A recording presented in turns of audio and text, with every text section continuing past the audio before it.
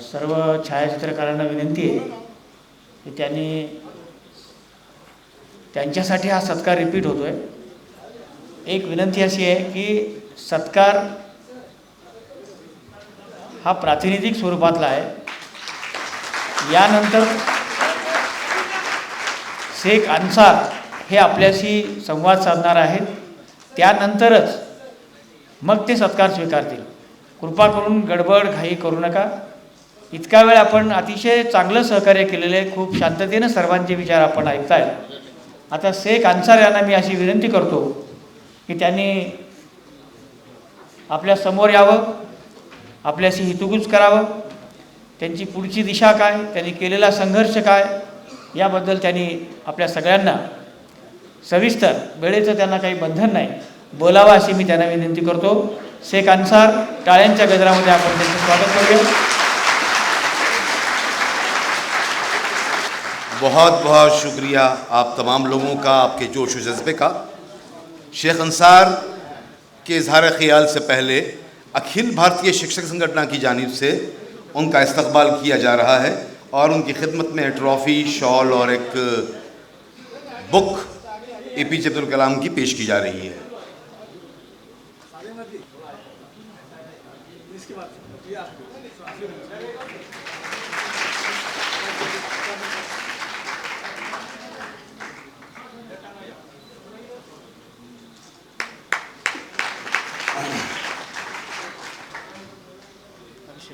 जी ठीक है दोस्तों, आप तमाम को मौका मिलेगा लेकिन शेख अन्सार की स्पीच के बाद.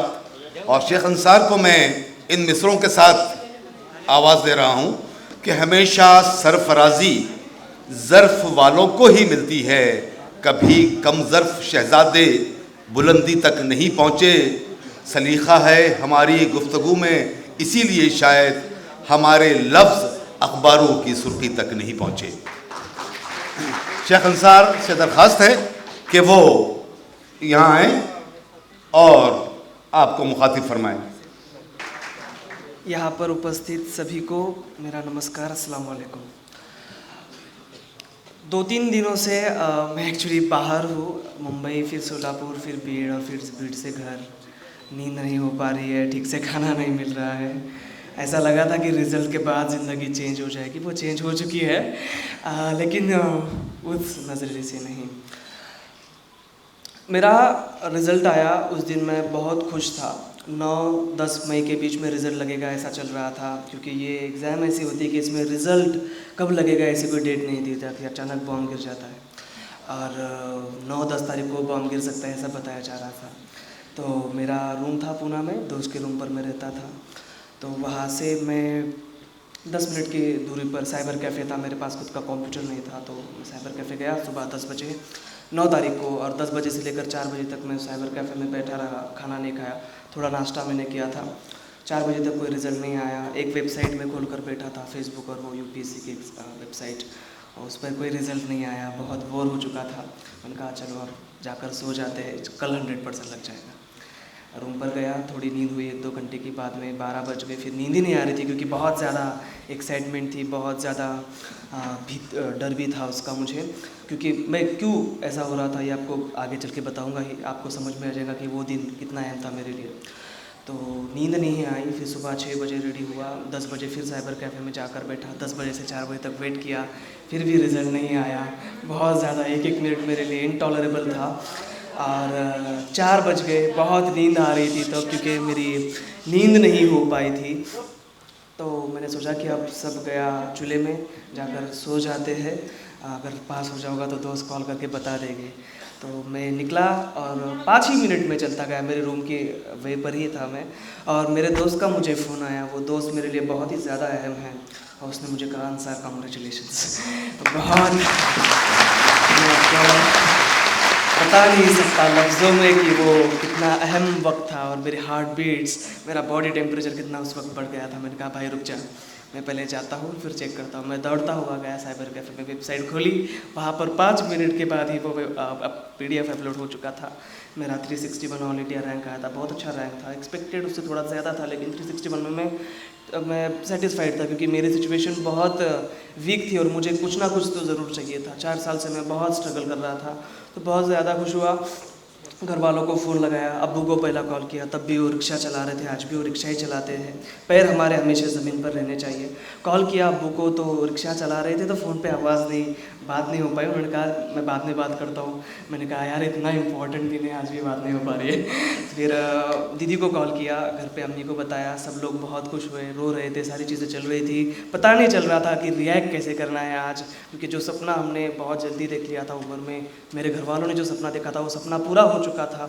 तो बहुत सब लोग खुश थे। फिर सब लोगों से बातचीत हुई, मीडिया वगैरह वगैरह सारी चीज़ें आपने देखी। 2012 के बाद 2012-13 में एक छुट्टियाँ चल रही थी बीए की, मेरी फर्स्ट ईयर की, और मुझे किताबें खरीदनी थी, और किताबें खरीदने के लिए मेरे पास पैसे नहीं थे। 16,000 रुपये तक का वो किताबों का खर्चा था।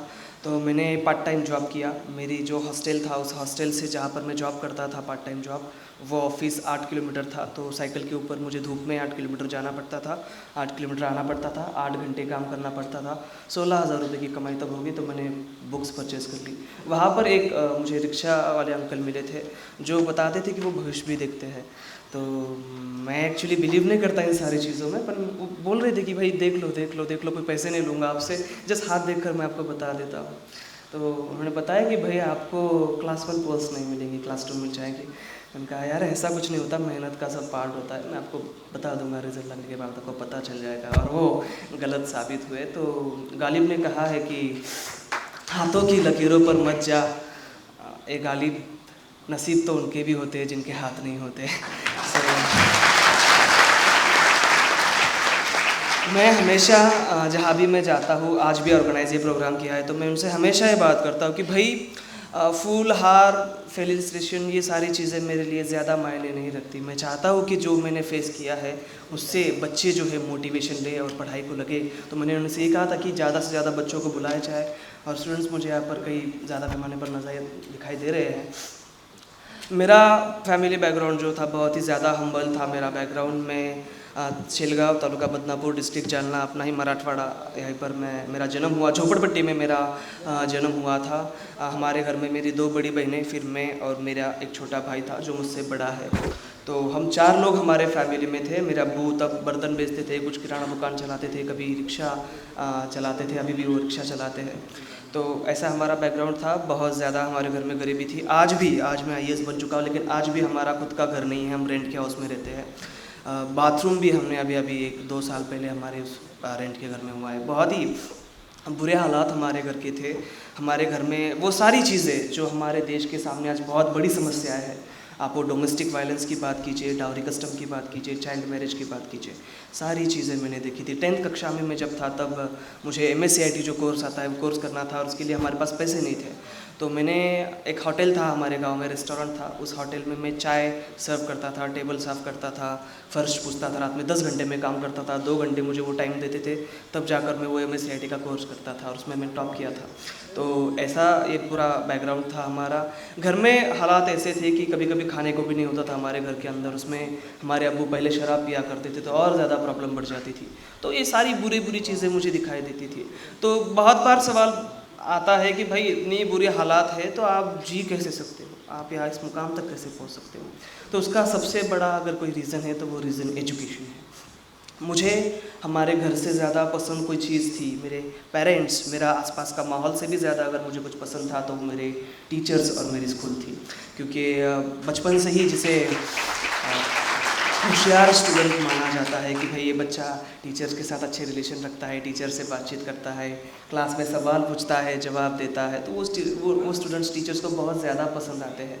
तो उनसे मेरा बहुत कॉन्फिडेंस बढ़ता था। मुझे रिस्पेक्ट कभी मिली नहीं हमारे सोसाइटी में, हमारे घर में, आसपास के माहौल में, लेकिन स्कूल में बहुत रिस्पेक्ट मिलती थी। 6ठी कक्षा में मैं जब था, मुझे आज भी याद है कि जब मैं 6ठी कक्षा में था तब पूरी स्कूल मुझे पहचानती थी। 10वीं कक्षा के बच्चे, इतना फेमस मैं हमारे स्कूल में हुआ करता था।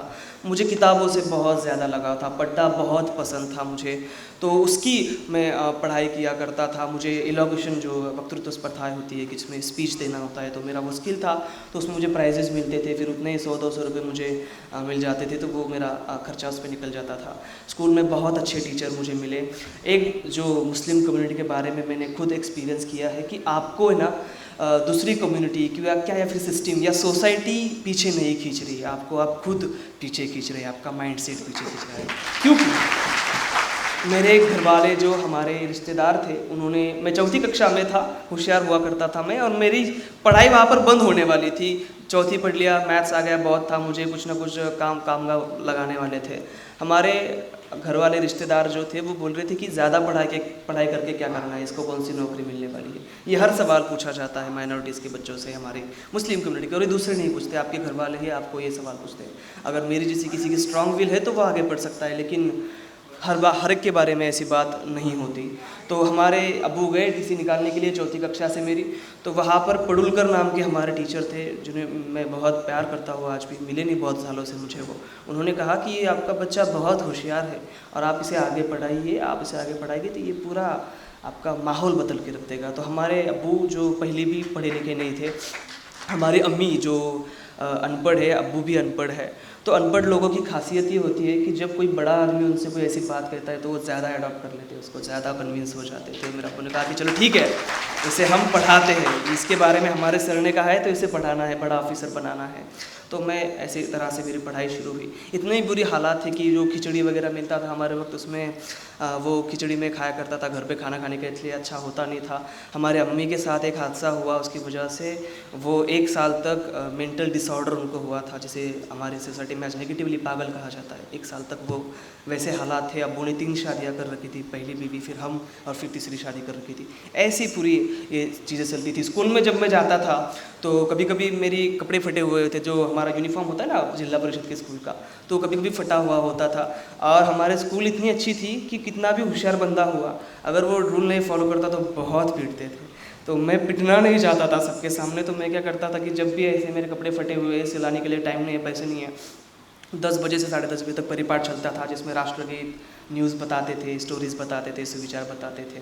वो होने के बाद में 10:30 बजे के बाद सब लोग अंदर चले जाते थे। तो वो सब अंदर जाने के बाद मैं चुपके से जाकर क्लास में बैठ जाता था। वो वाइट शर्ट पहना हुआ था, पैंट कौन से रंग की पहनी है पता नहीं चलती थी किसी को। तो ऐसी ये पूरी हालात थी। 1-2 इंसिडेंट से बता रहा था। मुझे चिकन बहुत पसंद है, लेकिन वो भी मुझे बहुत कम मिलता था। फिर हमारे स्कूल के जिला परिषद के स्कूल में खिचड़ी में कभी कभी कीड़े आ जाते थे, तो वो नॉनवेज हो जाता था एक किस्म का। तो इस तरह के ये पूरे हालात थे। 10th मेरा हुआ, मुझे साइंस मैथ बिल्कुल पसंद नहीं था। 10th में मैंने डिसाइड कर लिया कि मुझे बहुत बड़ा ऑफिसर बनना है, लेकिन बड़ा ऑफिसर क्या होता है ये मुझे पता नहीं था, क्या करना पड़ता है ये भी पता नहीं था। अवेयरनेस मराठवाड़ा में बहुत कम है, तो मुझे बड़ा ऑफिसर बनना था, इतना तब डिसाइड हो चुका था। 11th-12th मैंने साइंस आर्ट्स से किया।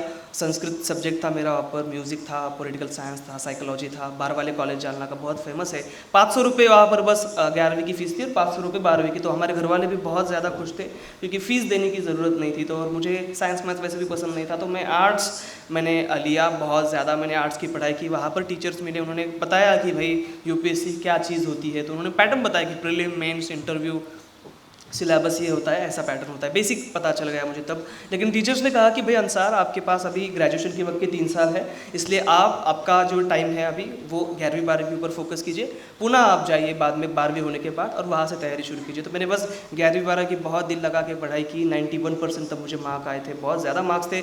संस्कृत में मुझे, जो मैंने सिर्फ 11th-12th में लिया था, उसमें 100 आउट ऑफ 100 मार्क्स थे। मैं हमेशा मार्क्स का जिक्र इसलिए करता हूँ कि मार्क्स आप कितने होशियार है ये नहीं दिखाते, मार्क्स आप कितने मेहनती हो, आप कितना हार्डवर्क करते हुए ज़रूर दिखाते हैं।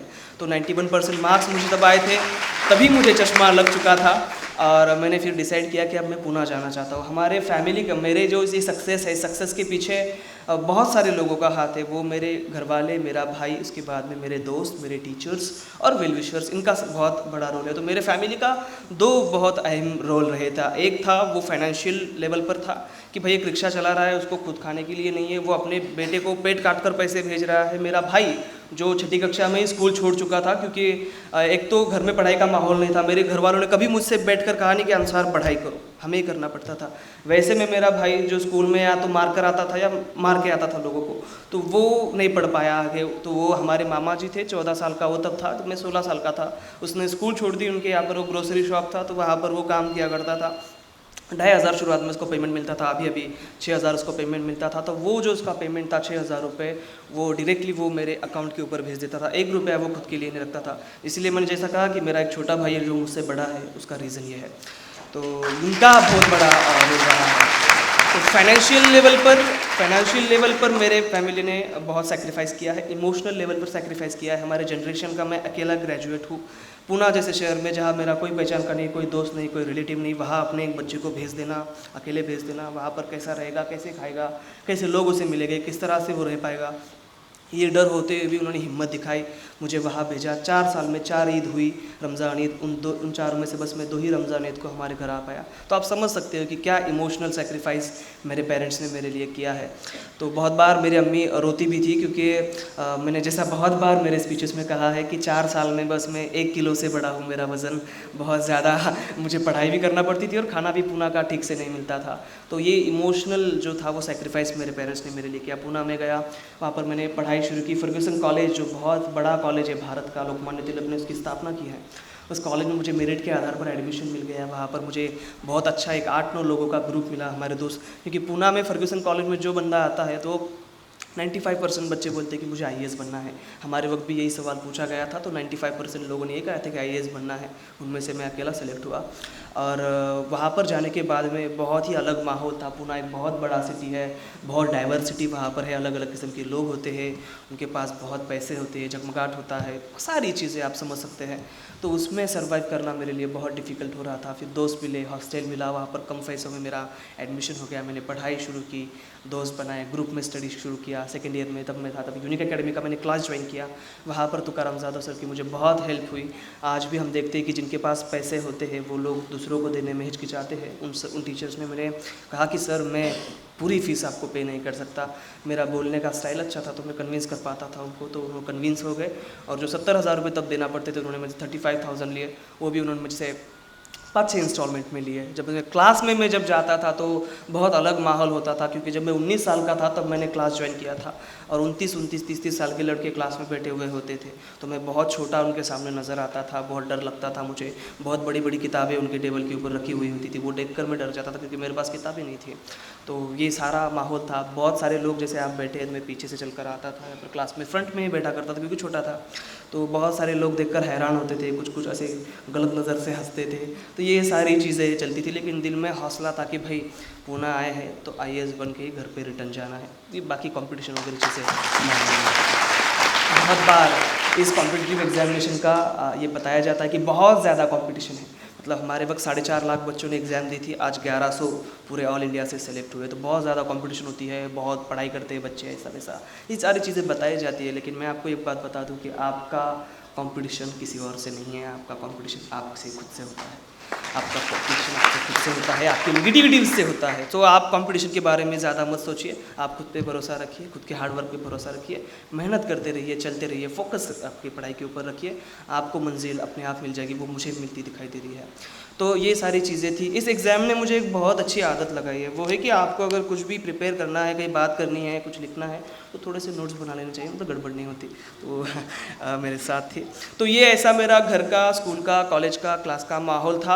मैंने ग्रेजुएशन कंप्लीट हुआ मेरा जून 2016 में, और 15 में, और उसी अगस्त में UPSC का एग्ज़ाम था, प्रिलिमिनरी एग्ज़ाम, जिसके लिए 4.5 लाख बच्चों ने अप्लाई किया। मैंने अप्लाई किया, अगस्त में एग्ज़ाम दी, सितंबर अक्टूबर में उसका रिज़ल्ट आया। मैं तब हमारी जो एक सोसाइटी है, हाउसिंग सोसाइटी, वहाँ पर दोस्त के साथ घूम रहा था और मेरे उस दोस्त का फ़ोन आया और उसने कहा अंसार कॉन्ग्रेचुलेशंस। मैंने कहा भाई क्या हो गया? उसने कहा कि अरे आप पास हो चुके हो, 15,000 लोग सेलेक्ट किए गए हैं पूरे भारत से, 4.5 लाख बच्चों में से, उसमें आपका भी नंबर है।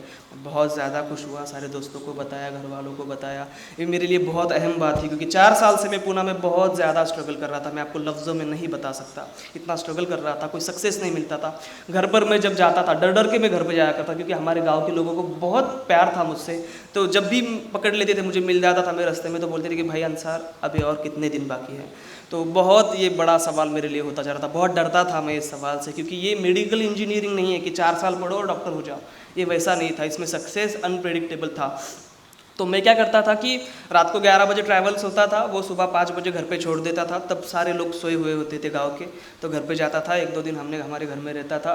फिर 1-2 दिन रहने के बाद मैं रात को फिर 11 बजे जालना से ट्रैवल्स होता था, तब भी सारे लोग गाँव के सोए हुए होते थे और फिर मैं निकल जाता था। तो ये सक्सेस मेरे पास बताने के लिए मेरे पास था कि भाई मैं प्रिलिमिनरी एग्जामिनेशन पास हो चुका था। इटसेल्फ वो मेरे लिए बहुत बड़ा एक सक्सेस था। हमारे 8-9 बच्चों का, हमारा दोस्तों का ग्रुप था। अनफॉर्चुनेटली 1-2 मार्क्स से सब रह गए, मैं अकेला ही वो लेवल क्लियर कर पाया। मेरे दोस्तों का बहुत अहम रोल है मेरे सारे कंट्रीब्यूशन में। जब मेरे पास किताबें नहीं होती थी तो उनकी किताबें मैं ले लेता था, कभी उनसे पैसे ले लेता था, कभी उनकी किताबों की मैं झेरॉक्स करा लेता था। मुझे अगर कहीं फंक्शन में जाना है, क्लास को जाना है, बीमार हूँ, तो सारे लोग मेरे पीछे थे। तो जो इमोशनल और फाइनेंशियल सपोर्ट मेरे पेरेंट्स कम पड़ रहे थे देने के लिए, वो मेरे दोस्तों ने मुझे दिया। और यहाँ पर एक बात मैं ये क्लियर कर लूँ कि वो जो 8-9 बच्चे थे उनमें से सिर्फ एक मुस्लिम था, बाकी सारे नॉन मुस्लिम थे। हमारे लिए मज़हब कोई ज़्यादा मायने नहीं रखता था, आइडेंटिटी मायने नहीं रखती थी, वो इंसान, वो ह्यूमन बीइंग, उसका हार्डवर्क ये ज़्यादा हमारे लिए मायने रखता था। और वही एनर्जी थी मेरे लिए मेरे दोस्तों की। तो अनफॉर्चुनेटली वो बंदे थोड़ा पीछे रह गए। अभी इस साल वो ज़रूर क्लियर करके आप पढ़ेंगे उनके बारे में। तो मैं अकेला पास किया। फिर मेंस था, मेंस का एग्जामिनेशन मुंबई में होता था। 100 दिन का पीरियड मेरे पास था और मेरी कंपटीशन हमारे देश के जो 15,000 लड़के सेलेक्ट किए गए थे उनके साथ ही बहुत ज़्यादा उनकी पढ़ाई होती थी। इतनी पढ़ाई कि मेरी उम्र 21 साल, 25-26 साल के बच्चे 4-4 साल उन्होंने 4-4 एग्ज़ाम दे चुके थे। मेरे तो पहली एग्ज़ाम दी थी, 4-4 बार वो रिटर्न लिख चुके थे, तो उनके साथ कम्पीट मुझे करना था। तो एक बहुत बड़ा स्ट्रगल था। 100 दिन मैंने दिन का रात किया, बहुत ज़्यादा पढ़ाई की, इतनी ज़्यादा पढ़ाई की कि जब मैं मेरे स्टडी टेबल के ऊपर बैठता था तो पढ़ते पढ़ते मुझे नींद लग जाती थी। तो जब मैं आंखें खोलता था मैं बैठे बैठे सुबह 6 बजे तक सोया हुआ था। इतनी बड़ी, तो पीठ का दर्द आज में मुझे होता है। तो इतनी ज़्यादा मेरी पढ़ाई हो जाती थी, इतना मेरा चश्मे का नंबर बढ़ चुका था कि जब मैं पुणे गया तो मैं चश्मा निकाल कर देख सकता था, लेकिन आज अगर मैं चश्मा निकाल दे तो मैं कुछ भी नहीं देख सकता। इतना ज़्यादा पढ़ाई, मुझे हार्डवर्क करना पड़ा, इतना ज़्यादा लिखना पड़ा, सारी चीज़ें। मुंबई में एग्ज़ाम हुआ, मुंबई में एग्ज़ाम था, 6 दिन एग्ज़ाम चलता था। एक दिन में 2 पेपर होते थे, एक पेपर को आपको 3 घंटे टाइम मिलता था। 4,000 वर्ड्स लिखने होते थे, 20 क्वेश्चन उसमें होते थे। तो 3 घंटे वो 4,000 वर्ड्स लिखो, फिर उसके बाद में 2 घंटे का गैप, फिर 3 घंटे 4,000 वर्ड्स के साथ दिन में 6 घंटे लिखना पड़ता था। 8,000 वर्ड्स वो हो जाते थे। इतना भी मेरे साथ कोई छोटा बच्चा कर लेता है, लेकिन उसके बाद में 1 दिन की छुट्टी होनी चाहिए, वैसा भी कुछ नहीं था। अगले दिन आपको फिर से पेपर देना होता था। 6 दिन ये प्रोसेस चलता रहा। इतना कि सर ने जैसा बताया कि अंगूठा मेरा नीचे से सूज जाता था, मतलब बहुत तकलीफ़ उसको होती थी। तो वो गर्म पानी में डालकर आधा घंटे रख दिए कि वो ठीक हो जाता था। तो ये ऐसा सारे माहौल था। एग्ज़ाम मैंने बहुत अच्छा लिखा, बहुत ज़्यादा लिखना पड़ता था। मेरे जो 2 दोस्त आज सेलेक्ट हुए हैं वो कहते थे कि भाई 1750 मार्क का ये मेंस का एग्जामिनेशन था और इस 1750 में से किसका 100 मार्क का लिखने का रह गया, किसका 200 मार्क का लिखने का रह गया। लेकिन मैंने इतना ज़्यादा लिखा था कि मेरा बस 12 मार्क का पेपर लिखने का रह चुका था 1750 में से। बहुत ज़्यादा मैंने लिखा था मैंने। उसमें मुझे 1750 में से 693 मेरा मेंस का स्कोर आया, अभी पता चला। उसके बाद में दिसंबर में एग्ज़ाम हुआ। फरवरी में अब मेरा लाइफ ऐसा है कि थोड़ा सा मैं एक प्रॉब्लम से निकलता हूँ कि दूसरे मेरे पर आकर टपक जाती है। तो अच्छी सारी चीज़ें चल रही थी। 9 फरवरी का दिन आया, मेरे जीजू थे, मेरी बड़ी बहन, उसकी उम्र 26 साल है, उसको एक 7 साल का, एक 2.5 साल का बच्चा है। हमारे जो जीजू थे वो थोड़े से अल्कोहलिक थे, बहुत प्यार करते थे दीदी से, लेकिन घर के डिस्प्यूट्स थे उनके, तो अल्कोहलिक इतने ज़्यादा हुए कि उसमें उनकी डेथ हो गई। 28 साल उनकी, 28-29 साल उम्र थी। 9 फरवरी को ये सब हुआ।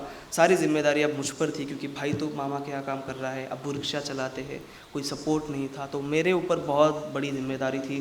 फिर भी मेरी बहन बहुत स्ट्रांग थी, आज भी वो बहुत स्ट्रांग है। 3 दिन के बाद उसने मुझे कहा कि अंसार, आप ये सेकंड लेवल भी क्लियर करने वाले हो, आप अगली तैयारी के लिए पुणे चले जाओ, यहाँ पर रुकोगे तो आपकी तैयारी नहीं होगी। तो मैंने उनकी बात सुनी, मैं पुणे जाकर फिर से तैयारी को लग गया। 19 फरवरी शिव जयंती का दिन था, मुझे उस दिन बहुत बड़ा गिफ्ट मिला। उसी दोस्त ने मुझे कॉल किया, कहा अंसार कॉन्ग्रेचुलेसन, रिजल्ट लग गया। उन 15,000 बच्चों में से सिर्फ 2,800 बच्चे भारत से पास किए गए हैं इंटरव्यू के लिए, और उन 2,800 में आपका भी नंबर आता है। बहुत मैं खुश हुआ क्योंकि 10 दिन हो चुके थे जीजू को एक्सपायर होने में। घर पे बताया, सब लोग बहुत खुश हुए। 40 दिन मेरे पास इंटरव्यू के लिए थे। मैं इंटरव्यू के लिए गया दिल्ली में। 40 दिन मैंने तैयारी की। ज़कात फाउंडेशन ऑफ इंडिया नाम का बहुत अच्छा NGO है जो माइनॉरिटीज़ के बच्चों के लिए वहाँ पर अकोमोडेशन, खाना वगैरह सब प्रोवाइड करता है। तो मुझे फ्री में सब चीज़ें प्रोवाइड की। मेरे मॉक इंटरव्यू कराए, बहुत अच्छा माहौल था। इंटरव्यू के दिन में गया, बहुत बार मुस्लिम कम्युनिटी के सामने ये सवाल अपने ही लोग करते हैं, मतलब कुछ बोलने को नहीं हुआ तो कुछ भी मतलब दिल से लगा देना, ऐसा ही सारी चीज़ें होती कि भाई आप जब इंटरव्यू में जाते हो तो बायस होते, वो लोग आपको कम मार्क्स देते, ऐसा कुछ नहीं होता। इंटरव्यू के दिन PK जोशी नाम का बोर्ड था, वो रिटायर्ड ऑफिसर थे। 7 अप्रैल को मेरा इंटरव्यू हुआ, दोपहर को 3 बज रहे थे। मैं इंटरव्यू के हॉल में गया, सब लोग बहुत खुश हुए मेरी तरफ देखकर। सूट वगैरह मैंने पहना था लेकिन मैं बहुत छोटा लग रहा था। तो उन्होंने पहला सवाल पूछा कि भैया आपकी उम्र कितनी है? मैंने कहा सर 21 साल। तो वो कहे 21 साल में आप यहाँ तक कैसे आ गए? मैंने कहा सर बस आ गया, मेहनत की और आ गया। बहुत खुश वो लोग हुए। इंटरव्यू मेरा 28-29 मिनट चला और जो सवाल आप लोगों ने पढ़ा होगा पेपर में कि मुझसे पूछा गया ऐसे अपने माँ बाप की उम्र के वो लोग होते हैं 60-65 के, ऐसे ही गप्पा चल रहा था। तो उन्होंने पूछा कि अंसार आप शिया हो या सुन्नी हो? मैंने कहा सर मैं इंडियन मुस्लिम हूँ, इन बाकी की चीज़ों पर मेरा तो एक ओबीसी एक मुस्लिम इससे भी ज़्यादा मैं अहमियत देता हूँ एक इंडियन होने पर अपने। तो ये सवाल का जवाब उन्हें बहुत पसंद आया। बहुत अच्छा मेरा इंटरव्यू हुआ, हंसी मजाक हुए, गप्पे हुए सब। मुझे बिल्कुल उन्होंने एक भी ये सब मुश्किल सवाल नहीं पूछा, क्योंकि बहुत बार आप सर तो एक्सपीरियंस्ड है कि बहुत ज़्यादा कभी कभी मुश्किल वाला इंटरव्यू होता है, इतना कि कुछ बच्चे इंटरव्यू हॉल में से आने के बाद में रोने लग जाते हैं। तो मेरे साथ ऐसा कुछ नहीं हुआ, बहुत अच्छे लोग थे, देव मानुस से मराठी में कहते वैसे लोग थे।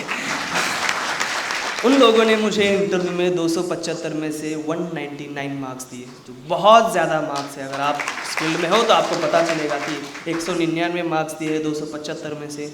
209 वाला कोई टॉपर है जो देश में फर्स्ट आई है 3000 अभी, इसका भी बहुत स्ट्रगल रहा है, उसको 195 मार्क्स थे, मुझे 199 मार्क्स इन लोगों ने दिए। कोई बायस नहीं होते ये लोग सिर्फ आपकी सोच देखते हैं कि आपकी सोच क्या रखते हो, आप किस मज़हब से आते हो, ये चीज़ें उनके लिए मायने नहीं रखती। इंटरव्यू हुआ, फिर मैंने आपको रिज़ल्ट कैसे लगा ये सारी चीज़ें बताई। बहुत खुशी का माहौल था, बहुत ज़्यादा मेरा स्ट्रगल हुआ और रिज़ल्ट लगने के बाद मैंने डिसाइड किया कि भाई ठीक है, मेरे हेल्थ के ऊपर थोड़ा इफेक्ट होगा, थोड़ा सा हेक्टिक होगा। मेरे भी आप आंखें देख रहे थे थोड़ी सी लाल हो चुकी है, खाना ठीक से नहीं हो रहा है, टाइम पर नींद नहीं हो रही, लेकिन मैंने डिसाइड किया था कि मैं ज़्यादा से ज़्यादा अपने मराठवाड़ा के लोगों तक जाऊंगा, फिर किसी भी कम्युनिटी के बच्चे हो उन तक जाकर मैसेज दूंगा कि भाई देखिए, अगर मैं हो सकता हूँ तो कोई भी हो सकता है। जो स्ट्रगल मैंने किया है, अगर वो स्ट्रगल आप करते हैं, आप अगर वो मेहनत लेते हैं, आप अगर हमारे देश के कॉन्स्टिट्यूशन के ऊपर और अगर हमारे सिस्टम के ऊपर विश्वास रखते हैं, जो प्रियम्बल हमारी है वो प्रियम्बल अगर आप जीते हैं, स्वतंत्र, समता, न्याय, बंधुता, एकता, ये सारे जो वैल्यूज़ है, अगर वो वैल्यूज़ आप रखते हैं, हार्ड वर्क आप रखते हैं, फोकस आपका है, डेडिकेशन है, भक्ति जिसे कहते हैं, पढ़ाई, वो अगर आप करते हैं तो आपको आपका मज़हब, आपकी कास्ट, कोई भी आइडेंटिटी, आपका जेंडर जो महिलाएँ हैं वो आपको नहीं रोक सकता। तो ये सारी ऐसी चीज़ें थी। अब जाते जाते 2-3 मैसेजेस मैं आप लोगों के लिए देना चाहता हूँ। मुझे लगता है कि मेरे बारे में इतनी चीज़ें बहुत हो गई, मैंने जो बताया आपको। दुनिया की कोई भी एग्ज़ाम पास करना इम्पॉसिबल नहीं होता। एग्ज़ाम आपको पास करने के लिए ही ले जाती है, फेल करने के लिए। फेल होते हैं तो आप होते हैं, आपके रीज़न्स की वजह से।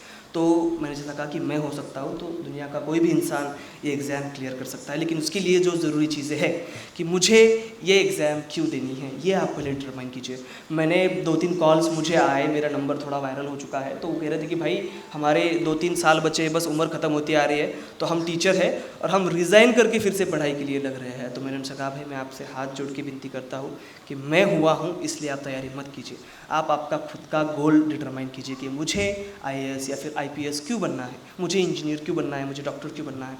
तो ये डिटरमाइन होना बहुत ज़रूरी है, क्योंकि ये एग्ज़ाम इतनी मुश्किल है कि इतना फ्रस्ट्रेशन आता है पढ़ाई करते करते, चिड़चिड़ हो जाती है। 60-65 बुक्स होती है, उसमें से हर एक बुक 3-3, 4-4 बार पढ़नी पड़ती है। एक बुक से बार बार पढ़ने से बहुत हमें चिड़चिड़ हो जाती है, फ्रस्ट्रेशन आता है। इस फ्रस्ट्रेशन के वक्त हमारे हॉबीज़ और दूसरी बात हमें क्यों बनना है, ये जो सपना अगर हम 5 मिनट आँख झाँक ले और वो सपना याद करें तो आप फिर से पढ़ाई को लग जाते हैं। तो ये बहुत ज़रूरी है कि आपको क्यों करना है, कब करना है। तो आई वुड सजेस्ट कि जितने कम उम्र में आप ये एग्ज़ाम की तैयारी शुरू कर दें उतना अच्छा होता है। आज मैं 21 साल का बना हूँ, शनिवार में कैबिनेट सेक्रेटरी बन सकता हूँ, बहुत ऊपर तक जा सकता हूँ। तो ये चांसेस बहुत ज़्यादा साल तक आप आपकी देश की सेवा कर सकते हैं। तो जल्दी डिसाइड कीजिए कैसे करना है, ये बहुत बड़ा सवाल है। इसके लिए 2-3 दिन का वर्कशॉप लेना पड़ेगा, अभी मैं उसके बारे में बात नहीं करूँगा। तो ये कि कोई भी एग्ज़ाम पास करना इम्पॉसिबल नहीं होता, उसके लिए जो ज़रूरी चीज़ें हैं वो आप डिसाइड कीजिए। तीसरी बात मैं जो मैसेज यहाँ से देना चाहता हूँ कि भाई देखिए, मैं बीड़ में भी गया था तो मैंने वहाँ के लोगों से भी ये बात की कि आपके घर में मज़हब वगैरह चीज़ें तो है ही, वो तो मानना ही नहीं चाहिए, हमने उसका कोई डिफरेंस मानना नहीं चाहिए। लेकिन आपके घर में इस्लाम हो या हिंदू हो, कोई भी रिलीजन, लड़का और लड़की में कोई भेद नहीं मानता। तो मैं आपसे एक रिक्वेस्ट करूंगा कि जो पढ़ाई आप आपके लड़के को दे रहे हो, अच्छी स्कूल में भेज रहे हो, वो पढ़ाई आप लड़कियों के लिए भी कीजिए। उन्हें भी कलेक्टर बनाने का, डॉक्टर बनाने का, इंजीनियर बनाने का सपना देखिए। लड़कियाँ आप बहुत कुछ कर सकती हैं। मैं आपको एक बात बता दूँ, अगर मैं लड़की होता हमारे घर से तो मैं शायद IAS नहीं बन सकता था, just because mind set seat की वजह से, क्योंकि हमारी दीदियों को भी नहीं पढ़ाया गया। तो आपसे रिक्वेस्ट करूँगा कि आपकी लड़कियों को पढ़ाइए। आज जो देश में टॉपर आई है टीना दावी, वो भी एक लड़की है। तो ये सारी चीज़ें आपसे कहनी थी, और बोलने के लिए बहुत सारी चीज़ें हैं, मुझे लगता है इतना बहुत हो चुका है। Thank you very much, thank you.